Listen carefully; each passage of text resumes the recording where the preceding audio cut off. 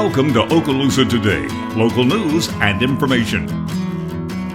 Connecting the communities of Fort Walter Beach, Destin, and Okaloosa County.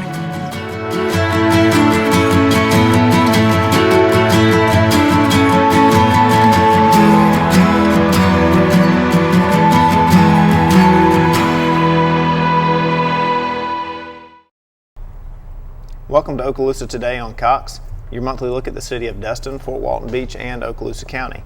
I'm Doug Rayner with the city of Destin, and today's portion of the show for Destin talks about the FY16 budget, and that's the budget coming up for the year F15-16. Our fiscal year begins in October 1st, and our staff has been working with council to make sure our budget is in tip-top shape. And joining me today to talk about that is Greg Kisela, city manager, and Bragg Farmer, our finance director. This is Bragg's first time on this show, and he's really excited about it. We're glad to have him here. Thank you both for being here today. This is a busy time for the city. We have a lot of projects going on, a lot we've talked about on this show recently, but we also have a lot of work to get this budget prepared. And Greg, you're a pro at this. You've done it a lot of times. Tell us a little bit about our big picture budget and where we're going right now. Yeah, thank you. Doug, we are real pleased. The revenue streams that we rely on predominantly, which is the ad valorem taxes, which is directly associated with property values, that slowly but surely have come around. We've seen a pretty good increase this year compared to the last 6 or 7 years, almost a 6% in the overall general fund. That assists us greatly in providing the revenue streams that we need to provide both the operating and capital needs for the city. So we're pleased with that. Normally the local governments, county governments lag 1 or 2, 3 years behind the private sector. As they come out of a recession like we've been in, then 2 or 3 years later the government comes out. So I think we're starting to see a pretty good upswing in the overall economy. It's a little slower than we anticipated. Hopefully it will continue to tick up, but the property values in Destin saw from the property appraisers about a 6%, a little over a 6% increase, which is a very positive thing for us. So we're pleased with that, and that helps us then be able to meet our needs both from an operating and capital side. The recession was difficult, to say the least, on everyone, the city especially, with the property values going down, and the city did a good job of not really having to raise millage rates very much. I think there was a time in there where it went up slightly just to meet some needs, but the service levels that the city provided through that time and then continuing into this little better time stayed. I think we even increased our services a little bit. Yeah, we were real pleased with that. When I joined the city originally back in 2003, 2004, our millage rate was around 1.8 mills for every $1,000 of property values. The millage that we are proposing for next year is 1.5, so it's a reduction in the millage rate compared to we were 10, 11 years ago. So, but yes, we've been real pleased that we've been able to continue to provide relatively the same amount of services, and in some cases a little bit more, for the benefit of our citizens and property owners who live in Destin. Clearly, we've got 12,000, 13,000 year-round residents that live here. And we've got an infrastructure that is required with the tourism season, both during spring break and 100 days of summer, that goes up to 50, 60, sometimes 70,000, depending on who's counting. So that takes a lot of resources, and we try to mitigate those resources against the full-time residents so they don't have to suffer the full cost of that tourism. So overall, we're pretty pleased with being able to maintain the level of service and continue to do the things that we've been able to do over the last decade. That's very good. We've been successful at as you said, mitigating the use of our infrastructure with our 12,000, 13,000 residents that really take care of that for everyone, even the tourists, and that's been good. Bragg, let's talk a little bit into detail about those residents and what they're seeing right now as their property values go up a little bit, and what that means in detail to maybe their tax bills and their taxes here in Destin. Well, like Greg said, the overall value of the city properties went up a little over 6%, 6.3%. And that has been the largest increase that we've had since I've been with the city, which is almost 9 years. Our CRAs, which were formed back in the late 90s and early 2000, both saw an increase. The town center was almost 6%, 5.9%, and the harbor was 3.1%. And I really think part of that is the infrastructure that the city's taken loans out for to try to help make the infrastructure a little bit better so that those redevelopment areas can grow. The way this translates into taxes for the citizens, the only difference in their taxes in the next fiscal year, in fiscal year 16, will be the value of their property. And when we say that the property values went up 6.3%, that's the average price. So you might have a home that went up 10%, and you may have some homes in certain neighborhoods that only went up 1%. Some of them could possibly have even gone down. But as a whole, you'll see the property values rise only because of the property, our taxes rise only because of the property values, not because of anything the city's done. We're continuing to maintain a millage rate of 1.5, and we don't anticipate seeing that change this year as we go forward. You mentioned the millage rate of 1.5, which is where we were last year, and now that is what the staff is recommending to the City Council based on the budget that you are going to start showing them here pretty soon. We have a budget workshop coming up on August the 10th.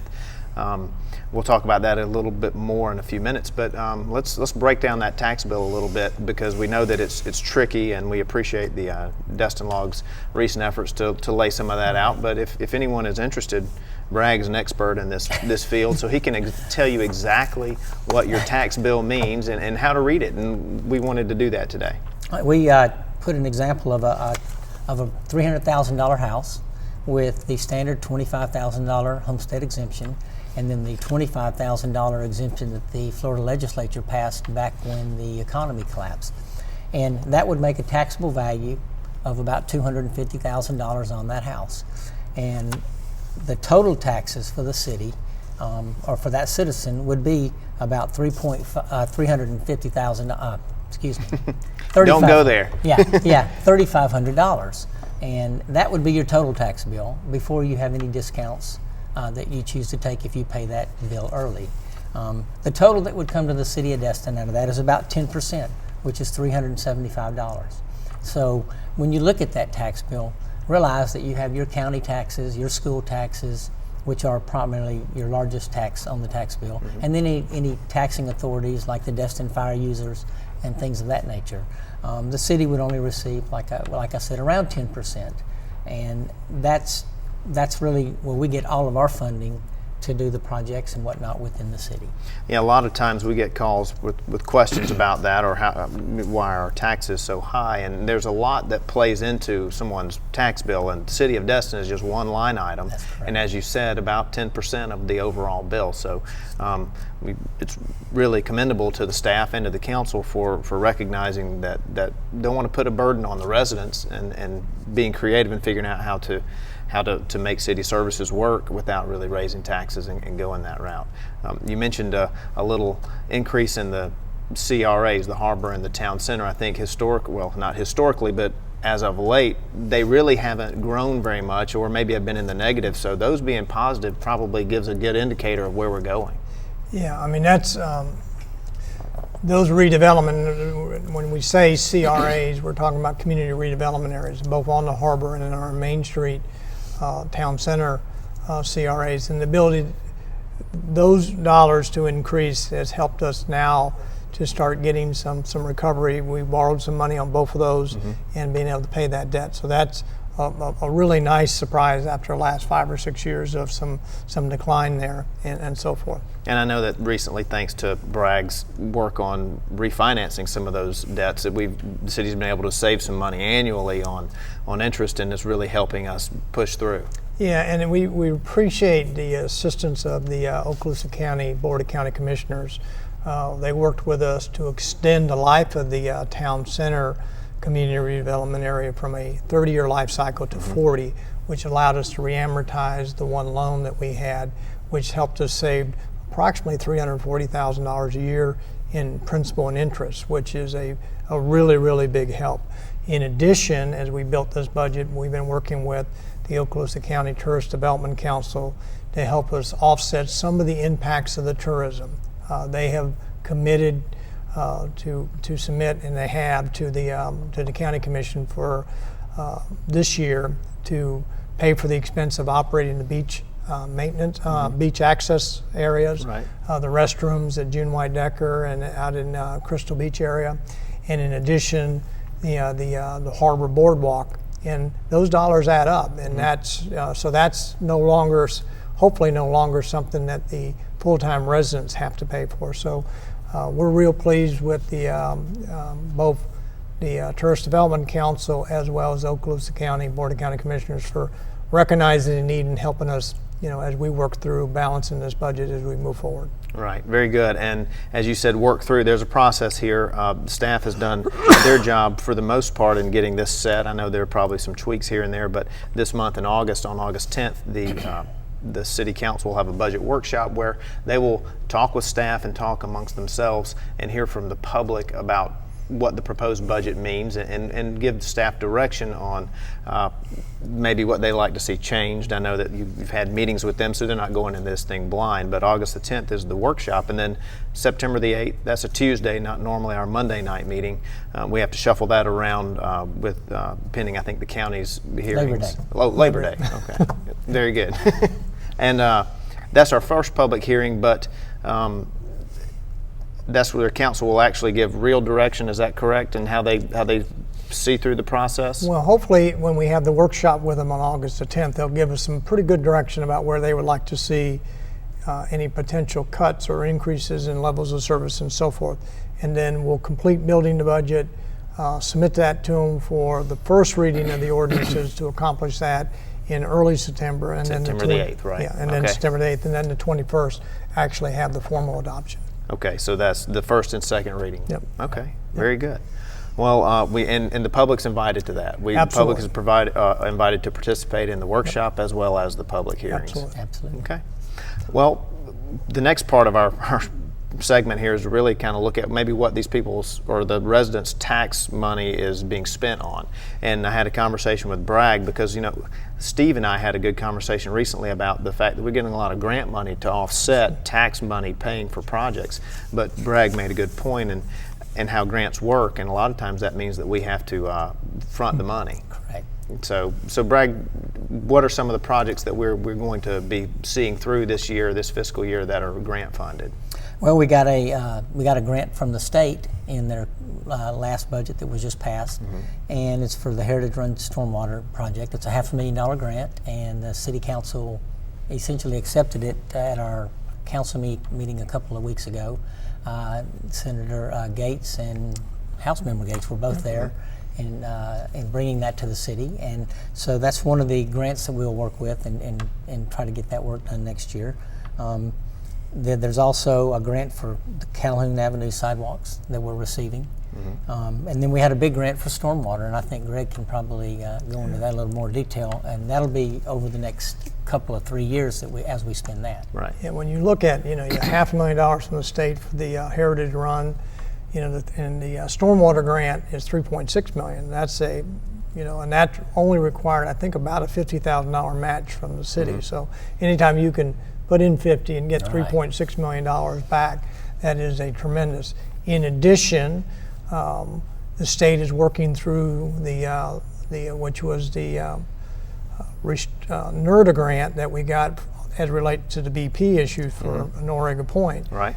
That's in excess of $10 million, and in addition, there's another $3 million of state money there. So that's almost $14 million to harden Noriega Point. We should see some activity on that at the early part of 16. The state has selected an engineer to finish the design and permitting. If all goes well, the hardening portion of it should start in early 16, and then the actual recreational amenities, which is second part of that grant, will be accomplished in the early part of 17. So with the stormwater, Noriega Point, the Heritage Run, those are really good dollars. We're in the process of competing for Restore Act funds from and the county has had a committee that ranked 2 of Destin's projects in the top 5. One was the complete renovation of Clement Taylor. That's about $750,000. And then the second project that we're hoping to get funded for is the completion of Heritage Park on the harbor. That's $1,250,000. So we leverage city dollars pretty extensively with state and federal grants to be able to do a lot more than we can do with just the dollars that we would normally receive from our customers. That's very smart, and it's good to see that we think forward and not just what's right in front of us, and that's a testament to you and Bragg and our council and the rest of our staff. A couple of other items that we have this year that will be very visible to our residents. We'll see some restrooms built at Destin Park, Airport Road landscaping and design. I know that's important. There's some traffic calming that will go into that design, and possibly some road resurfacing, or definitely some road resurfacing. And I should say possibly. That's important. Yeah, we do get, as part of the gas tax that's collected, those dollars are distributed in the county based on population. So Destin gets a share of every gas tax that's collected, and then we can use those for transportation related projects. And we have street resurfacing, sidewalks, those types of things that we normally spend our money on. This year it's planned to spend it on the Indian Trail, which needs it. I think there's almost $500,000 slated for that particular area.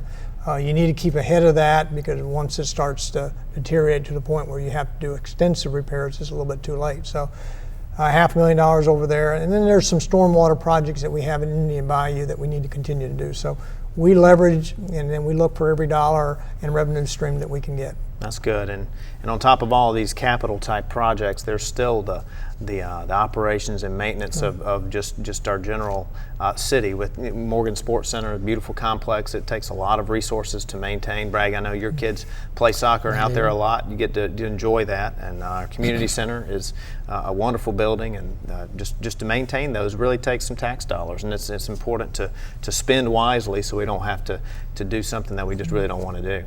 That money's budgeted every year, just to do general maintenance. I think at Morgan Sports Center we're looking at replacing a couple of the fences that Lance, our recreation director, has identified need to be replaced, and we just, of course, put the new roof on the community center so it won't leak anymore. Right. And it's, those are things, big projects get a lot of use and a lot of wear and tear, and we like to program in dollars every year to take care of those issues. Well, that's good. Yeah, I mean, we're in the process now of replacing the air conditioning center at the community center, and you think at your home that's a $3,000 or $4,000 or $5,000 issue. Some people do it relatively quickly. Other people may take a little longer to do it. But just to give you an idea, the community center could be anywhere from $75,000 to $150,000 to replace that. I mean, a tremendous. You look at one of these facilities, you think it's not a big deal, but when you go to replacing some of that key components, roofs, electrical systems, mechanical systems, the dollars add up real quick. Well, we've done a good job, I think, working smarter than harder, and being very mindful of our citizens' tax dollars. And I want to thank you guys for doing that and coming on the show and talking about it. If anyone has any questions about the city's taxing authority or how their taxes money is spent, the budget process will begin on August the 10th with a workshop. We want to thank these guys for coming on the show. Please call City Hall 837-4242 or visit our website cityofdestin.com anytime if you have any questions. Stay tuned for Joe Soria with the City of Fort Walton Beach next.